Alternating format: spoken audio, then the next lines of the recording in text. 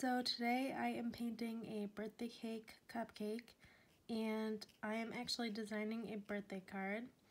So it's watercolor on paper, and this is sort of my setup. I've got my paint tray over here, my glass of water. I did bake and I made the cupcakes, the one that you see on the screen, and then I photographed them, so that's my reference photo. I just like working from photography better, sort of a preference. So right now I'm working on this wick area, and it's definitely one of the more challenging parts of the painting. As you can see, we'll zoom in a little closer, I've already done the sprinkles and the frosting and most of the candle. So right now we're just going to be doing the flame and the wick. If you look at my reference photo, this is actually more challenging because the actual fire part is the most white that you see in the photo. So if you look in like these areas, that's actually a pretty dark tone. However, it's going to differ on paper a little bit because my card, the paper that I'm going to be using is pure white. It's not going to be painted like a purple or anything like it appears in the photo. That's actually like a deep purple and orange tone. So I'm going to have to improvise, and I'll kind of walk you guys through my plan for the flame. But we're starting with this little wick area.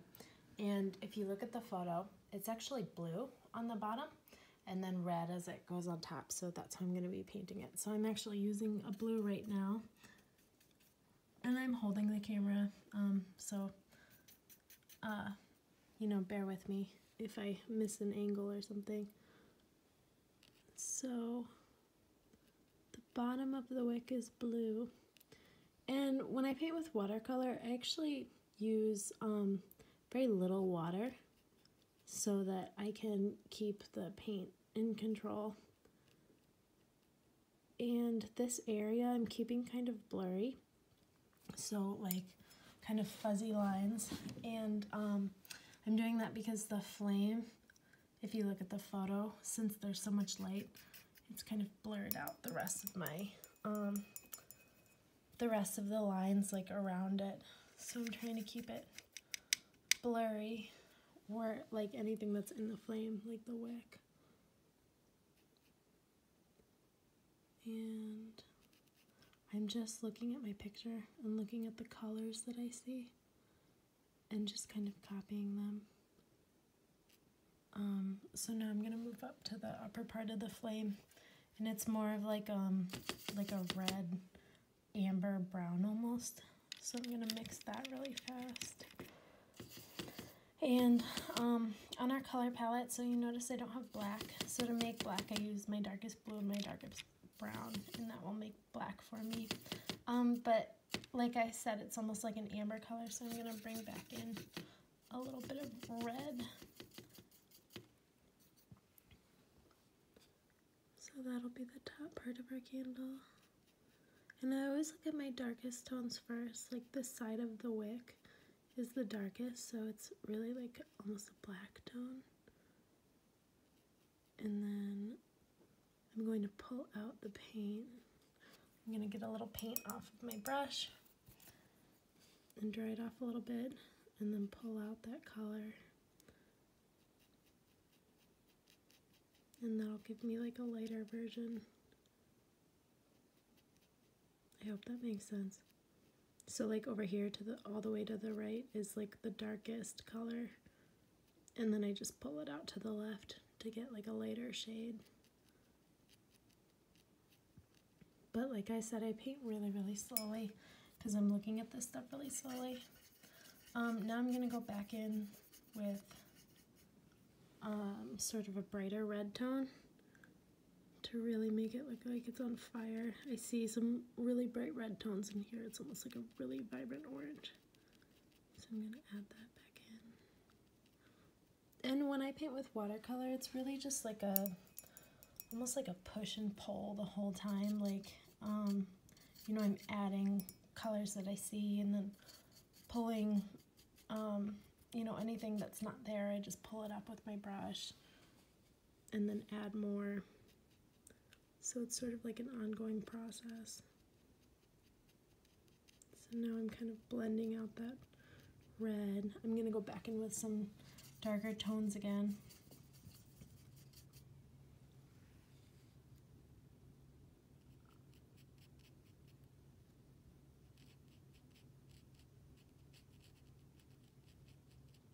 Make it really dark. That's how it's looking. And then more of that blue for the lower part. I've actually really enjoyed this little painting. And I think that it'll be really cute for like birthday cards, like just kind of a generic, like nothing over the top, kind of simple. So now I want this blue part down here, I want that to pop more than it is. I want it to be more blue. So I'm going to pick up some of the paint. I just dried off my brush. I took all the color off and dried it off. So now I picked up some of the paint. With watercolor, that's sort of how you can erase, is like you clean off your brush and then just like lightly like pick up the paint. And I'm going to make a more vibrant blue and lay it over the top. I think that works kind of nicely. I'm kind of blending those two paints together. The red and the blue. Yeah, that works. Alright. Okay, so that is the wick. So now I'm going to go in and do this flame over here. So as I'm looking in here, I'm seeing some blues and a tiny bit of red like up in there, and then it starts to get like very yellow and white, and then there's like an orange tip right there. So keeping all of that in mind, first of all I'm going to erase out my drawing, just like I was drawing my lines really lightly. So I'm going to erase them out. And this is just a gum eraser. It's my favorite, obviously, because you can just kind of dab it on, as opposed to like the more common eraser, like on the back of a pencil. You have to like, I don't know, work a little bit more. So I use gum erasers for everything, highly recommend them. So whenever I'm painting like a really bright yellow, like basically any sort of light, it's really important that, I always rip off a little thing of paper towel.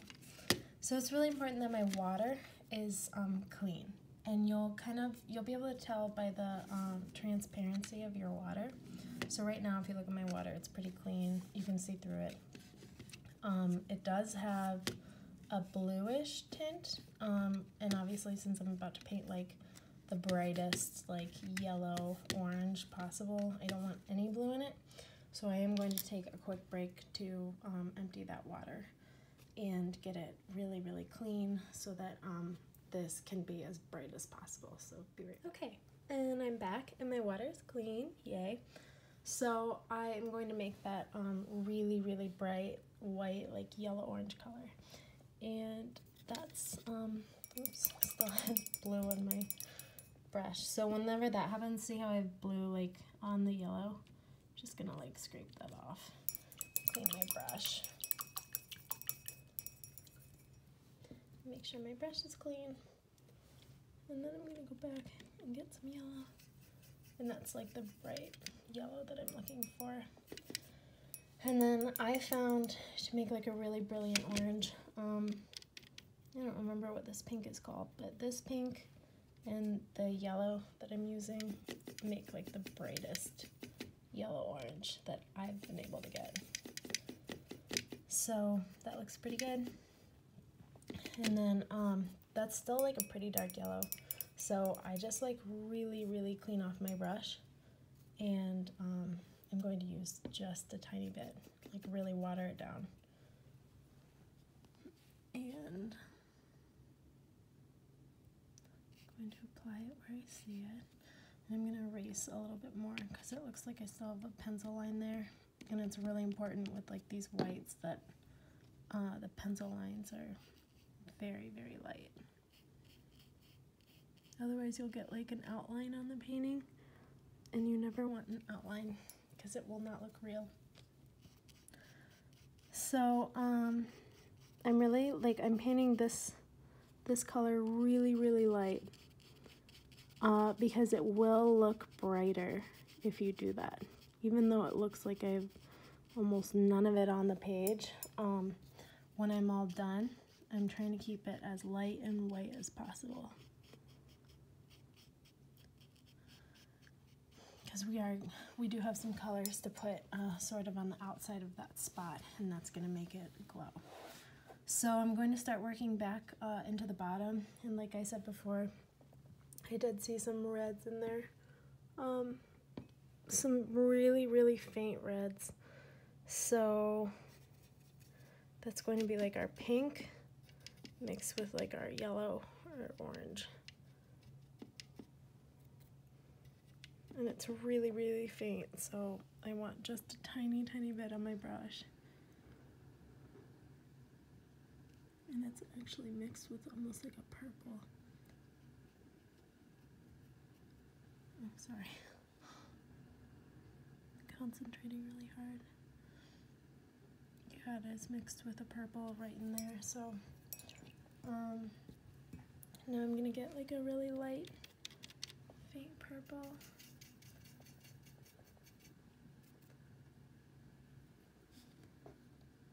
And I'm going to go over that spot.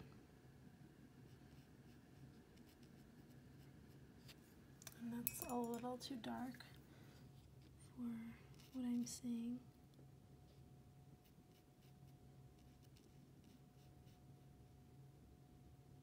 So I just picked up a little bit of the paint.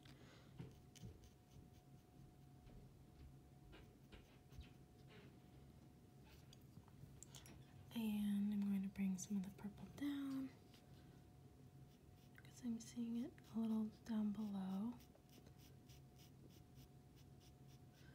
And remember how I said everything in this wick is blurry because the light is oversaturating it? So I'm just going to take my brush and kind of dab at the edges of that line, and it's just going to kind of blur out the crispness of that line, and it's going to make it look sort of reflective and groggy, because you know if you look at like a reflection or like through something where light is shining on it, it's a little blurry. So that's what we're gonna kind of make it look like.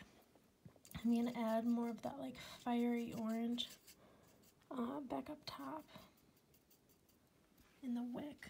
Like up here I'm seeing like some really intense orange. So just a tiny bit.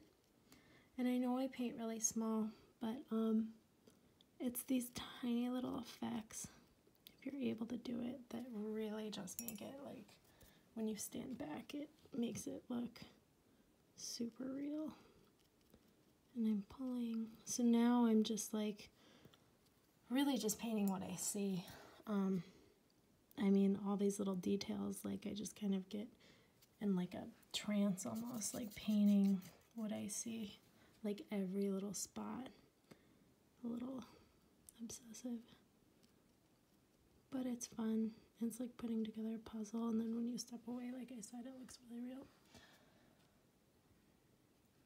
A little more black on that side.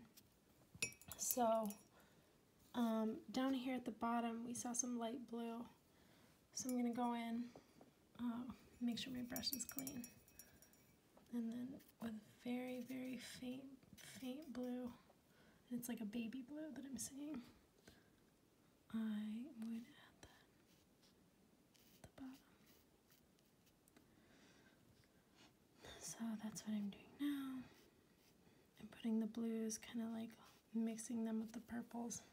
And I remember from science class that the blue part of the flame is actually the hottest part of the flame. And I'm sure that's basic knowledge, but I still like to recite those things. So putting a little more purple back in. And like I said, I really am kind of obsessive with, you know, every little thing that I see, if it's not matching the picture than I work until I think it does. So now there's a tiny bit of pink that I lost when putting those last colors in, so I'm gonna go back and put tiny more like of that fiery pink. Clean off my brush, and since it's a little spotty right now, I'm just gonna like spread it out until it's almost like a shadow of a pink. Alright, so that looks pretty good for the bottom of the wick. I'm just like blending all of them together now.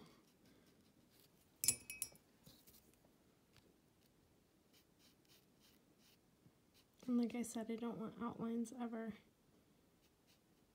because that makes it look not real.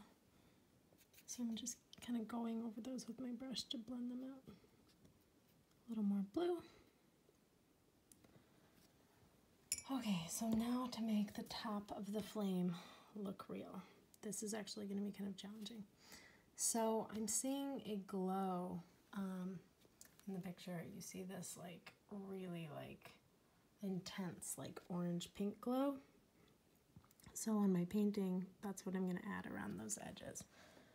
So this intense little pink is going to do that for us. And I'm getting that color that I want.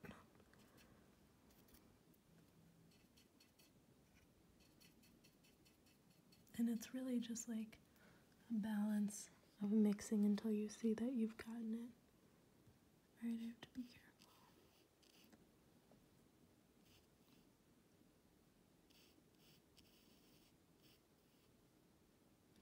So light is always, anytime you paint light, if it's daylight or like fire or whatever, it's always a balance of oranges and purples.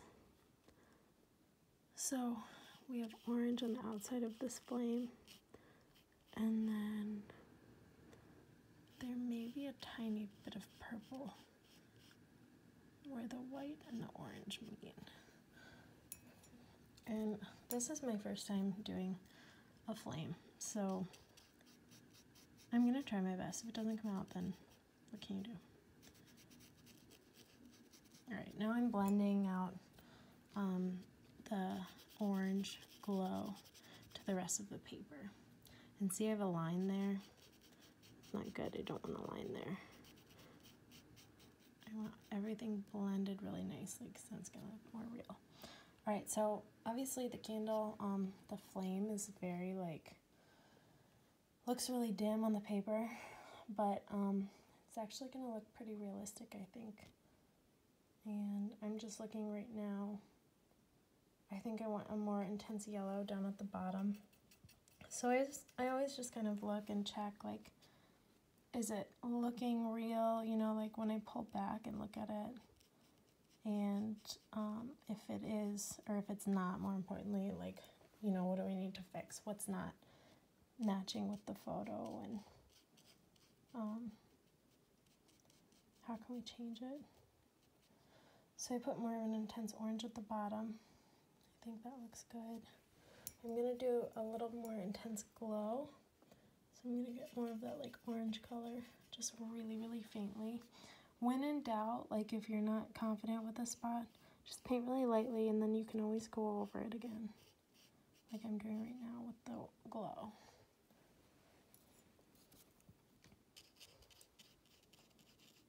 And I'm just blending that out.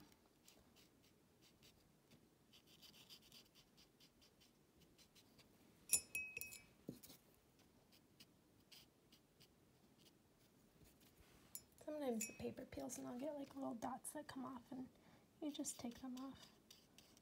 It's normal. Okay, so the wick is looking pretty good. I think the only other thing that I see is there's like a really intense little orange at the very top of the flame, like the fire part of it, like up here, but it's kind of faint. Alright, so I applied the color, so now I'm going to blend it.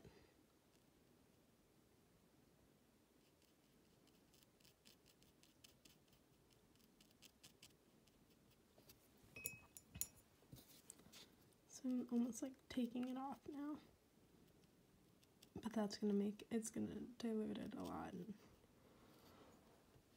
just give it a really faint little touch.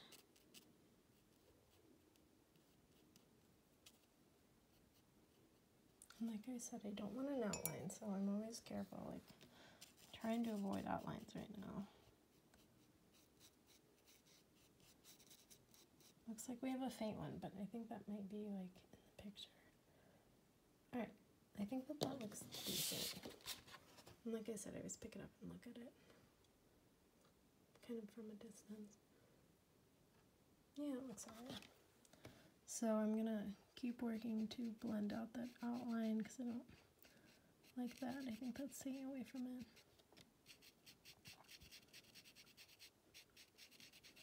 And I'm just going really lightly, like I'm rubbing on it, because watercolor obviously will peel. You know, you have water on paper, so you have to be careful that you don't peel up the paper, but you have a little room to work with, and that's sort of how you like almost quote-unquote erase watercolor. So I'm actually going to go into the wick one more time with that orange color on the outside, but I'm going to wait for it to dry, this part to dry, because if I go into it now, it's going to bleed everywhere. But if I wait for it to dry, then it'll just lay on top of what we already have, which is what I want. So I hope you guys like this little tutorial. It was a challenging one for me, but yeah, we're going to keep going with the cupcake, and then you can find them on Etsy or my website when it's all done. Thanks for watching. Have a good one. Bye.